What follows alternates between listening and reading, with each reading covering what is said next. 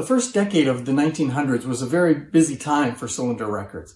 As I mentioned before in a video, around 1902, Edison came out with his gold molded process, which Columbia picked up on, and they were making cylinders that they could mass produce that sounded really good and were cheap to make, and they were very abundant. So things really took off.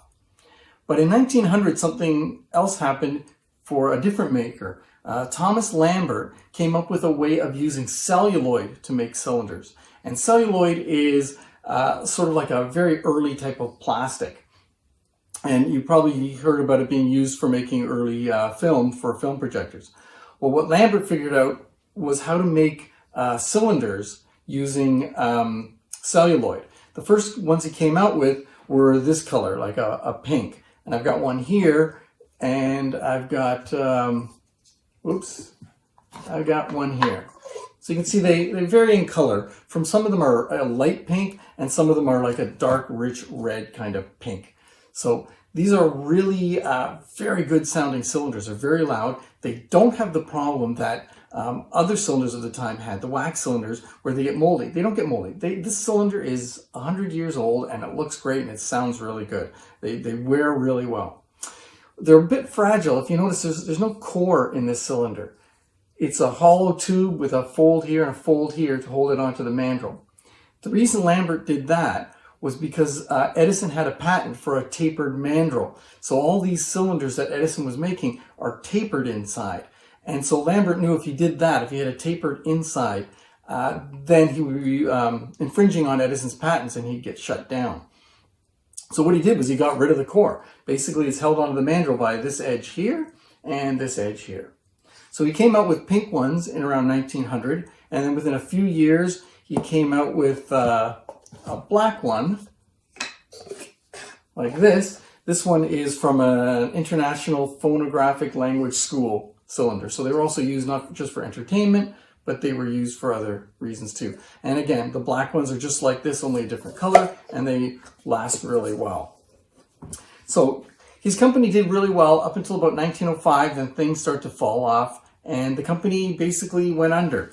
In 1906, actually it went under in 1906, but they licensed their patents to other companies. And one of that was the Indestructible company, Indestructible phonograph record company, and they made cylinders like this. Still the same celluloid material, but they have a cardboard inside tube and a metal ring in here. So if you see a cylinder like this with the cardboard and the metal, you know, it's probably an indestructible cylinder, and later a company named US Everlasting marketed an everlasting cylinder. These are all still 2-minute cylinders, and when the 4-minute cylinder did come in, this company started making 4-minute cylinders, and on the edge of the 4-minute ones, you can see a 4M. And also the later ones, some of them have 2M on them for 2-minute cylinders. And as I said, these are really good sounding cylinders. I like them a lot because the wax cylinders don't always sound really good, and they're not really loud all the time, and I'm worried about breaking them. But these, I play on my machines all the time, and they work really well.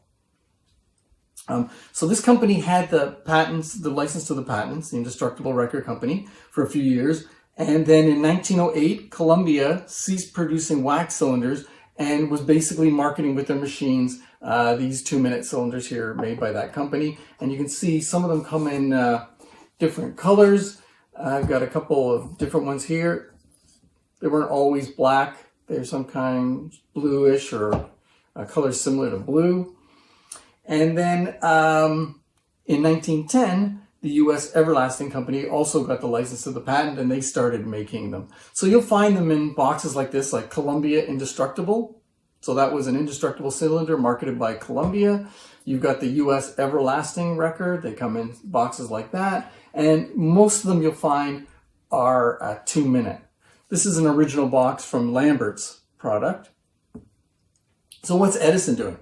Around this time, Edison's still making wax cylinders, 2-minute ones.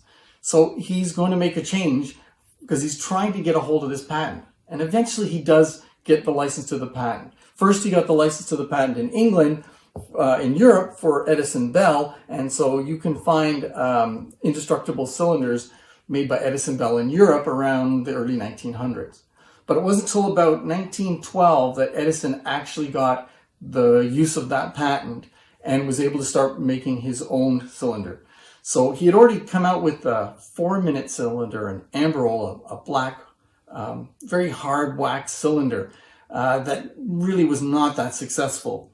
And then he came out with this, using the same sort of method as Lambert had used and Columbia had used. And he came out with the most popular cylinder you'll find, the blue amberol cylinder. And these were manufactured, oh my God, it must be in the millions, because you can find them everywhere. And these are 4-minute cylinders. The core inside is plaster. So where these ones used cardboard, Edison used plaster. The plaster is sometimes white, or on this one, if you can see it, it's black. They're actually pretty durable, although the plaster sometimes cracks and can fall out, and these can shrink a little bit sometimes. But on the whole, they lasted really well, and they don't get mold. So that makes them better. They sound really good, and he was able to mass produce them. Here are 2 samples of the kind of boxes you'll frequently find them in. And if you look at them, sometimes all you got to do is clean them up. I've had a few where they didn't fit on the mandrel quite anymore. So I've had to take an old mandrel I have, wrap a little bit of sandpaper around it, put it in, and just sort of ream it out a little bit, and then it'll fit on the mandrel and play great. So this was sort of the highest state of the art that cylinders got to before all the companies abandoned them.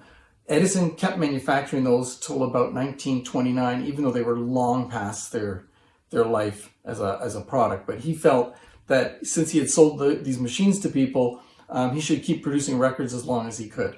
So there are some of these that are made during the last few years that are quite rare and quite valuable. So celluloid, a material that really improved the sound quality and durability of the cylinder.